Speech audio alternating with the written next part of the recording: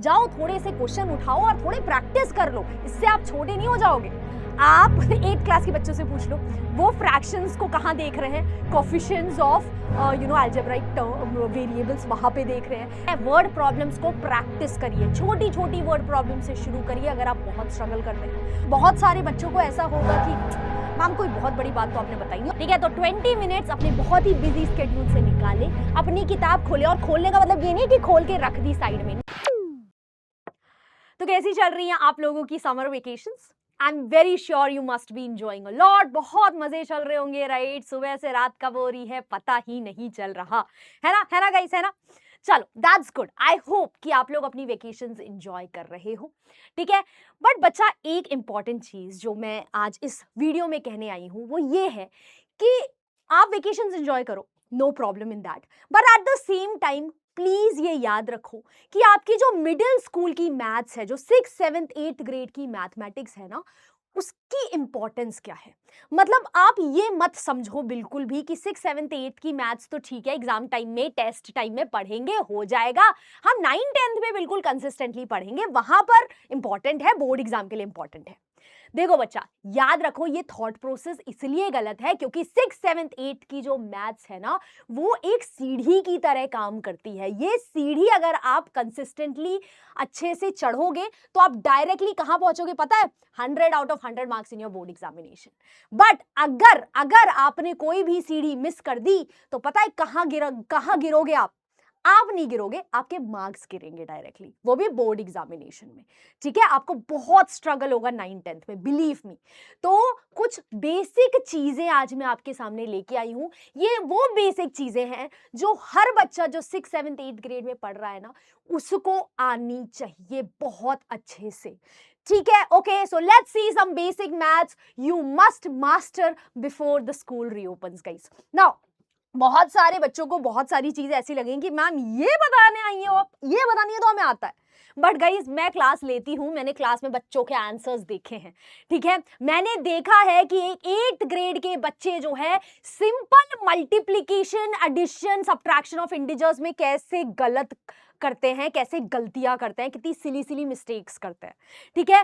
तो make sure guys कि plus minus का चक्कर जो बाबू भैया है ना, इसको आप अच्छे से समझ लें, अच्छे से जान लें। अगर कोई बच्चा यहां पर है, चाहे वो 6th का हो, 7th का हो, 8th का हो, जो अभी भी इंटीजर्स में कमजोर है, तो बच्चा इतने सारे वीडियोस हैं हमारे पास इंटीजर्स के, अपने चैनल पे है बच्चा, जाओ थोड़े से क्वेश्चन उठाओ और थोड़े प्रैक्टिस कर लो, इससे आप छोटे नहीं हो जाओगे, ठीक है। सो मेक श्योर गाइस कि आपका इंटीजर्स बहुत स्ट्रांग है, ये हमेशा काम आएगा भाई। 6 7 8 9 10th भूल जाओ, आगे भी काम आएगा, मुझे आज भी काम आता है, ठीक है। अच्छा, दूसरी चीज जो मैंने देखी है वो है बच्चों को फ्रैक्शंस में स्ट्रगल करते हुए। भाई साहब देखो, फ्रैक्शंस आपने जब सीखा था तो बड़ा मजा आया होगा, पिज्जा स्लाइसेस के पार्ट, ये सब फलाना ढिमकाना, राइट?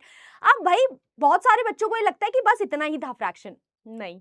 आप 8th क्लास के बच्चों से पूछ लो, वो फ्रैक्शंस को कहाँ देख रहे हैं, कोफिशिएंट्स ऑफ अलजेब्राइक वेरिएबल्स वहां पे देख रहे हैं, राइट? आगे जाओगे रेशनल नंबर्स में आपको मिलेंगे, अलजेब्रा में आपको मिलेंगे, यहाँ मिलेंगे, वहां मिलेंगे, हर जगह फ्रैक्शंस की दुनिया है, ठीक है। तो मेक श्योर गाइस कि आपको फ्रैक्शंस का एडिशन, मल्टीप्लिकेशन, डिवीजन, सब्ट्रैक्शन बहुत ही अच्छे से आता हो, ठीक है। और अगर नहीं आता तो अगेन गाइस, मैंने क्या बोला था, प्लीज वीडियोस देखिए, क्वेश्चंस करिए, बहुत हार्ड चीज नहीं है, ठीक है। आप सबको बस एक रिवीजन की जरूरत है, ठीक है।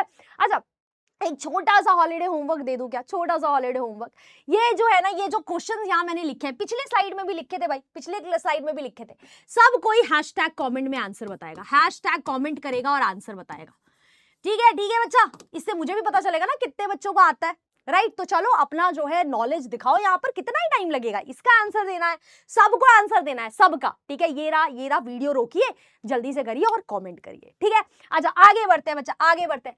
अब दूसरी चीज, यहाँ पर तो मैंने इतने बच्चों को स्ट्रगल करते हुए देखा है बच्चा।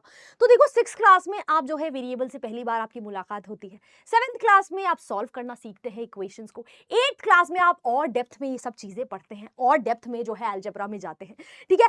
And still guys, I have seen 8th graders and 7th graders struggling with algebra's word problem, मतलब उनको ये word problem समझ ही नहीं आती है, ठीक है, उनको समझ ही नहीं आता है कि क्या बोलने की कोशिश की है, क्या गिवन है, क्या फाइंड करना है, कहीं ना कहीं वो लैक कर जाते हैं।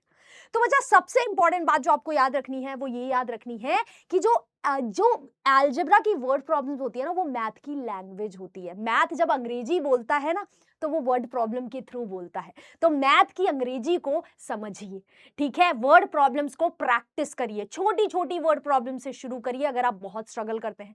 और अगर आप बड़ी वर्ड प्रॉब्लम्स में स्ट्रगल करते हैं तो directly go for some high order thinking skill वाली वर्ड प्रॉब्लम।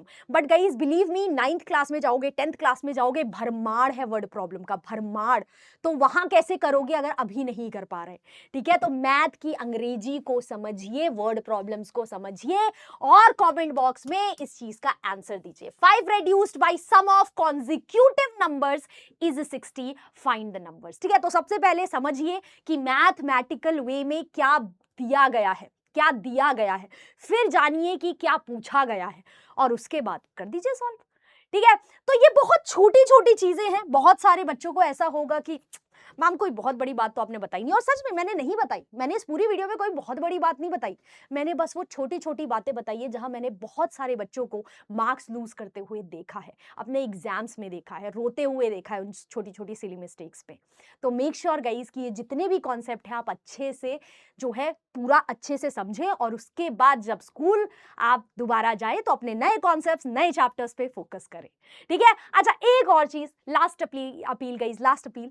देखो, समर वेकेशन एंजॉय करने के लिए बनी है, बिल्कुल बनी है, बट इसका मतलब ये नहीं है कि आप हर रोज 20 मिनट के लिए अपनी किताब ना खोल पाओ। इतना टाइम सबके पास है।